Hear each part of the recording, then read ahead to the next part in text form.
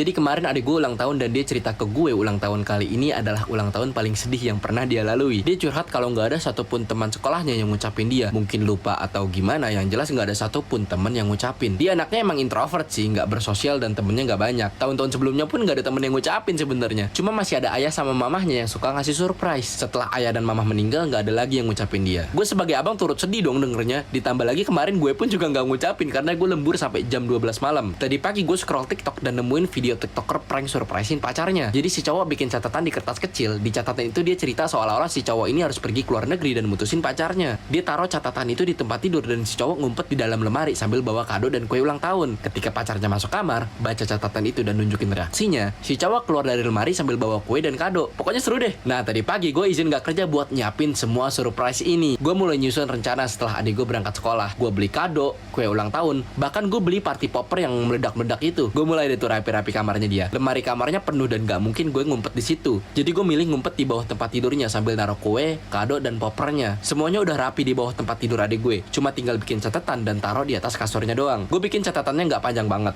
pendek aja biar gak kelamaan. Kurang lebih begini catatannya. Adekku sayang, maafin abang ya. Hari ini abang harus kerja keluar kota dan gak akan pulang lagi. Adek semangat ya sekolahnya. Rumah ini ada yang urus semuanya. Abang pamit ya. Catatannya udah oke, kue udah oke. Gue masuk deh ke kolong tempat tidurnya. BTW gue gak tahu ya dia ini pulang jam berapa. Jadi gue udah standby di kolong tempat tidurnya dari jam 11 siang. Gue scroll TikTok dan chatan sama pacar gue sambil nungguin waktunya tiba. Jam udah menunjukkan pukul 2 siang, tapi adik gue belum balik juga. Mata gue udah ngantuk banget. Mungkin pengaruh habis lembur semalam. Coklat di kue ulang tahunnya pun udah mulai meleleh. Tapi gue harus sabar karena ini akan jadi hari yang sangat amat spesial bagi adik gue. Gue matiin HP dan menatap kosong ke arah pintu kamar. Suara di ruangan menjadi sunyi selain bunyi jam dinding yang menemani si isi ruangan. Mata gue semakin mengantuk. Suhu hari itu gak begitu panas, sejuk dan nyaman banget buat istirahat. Dan klek, gue gak sengaja ketiduran.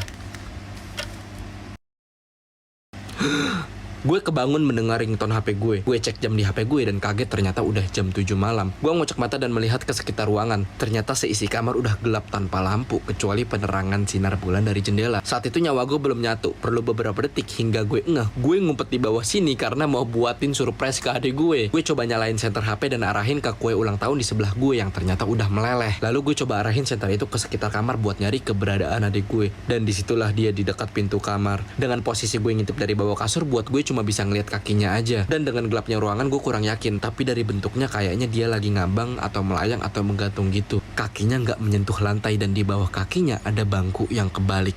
Gue masih di bawah kasur dan jadi mikir, dia lagi apa ya?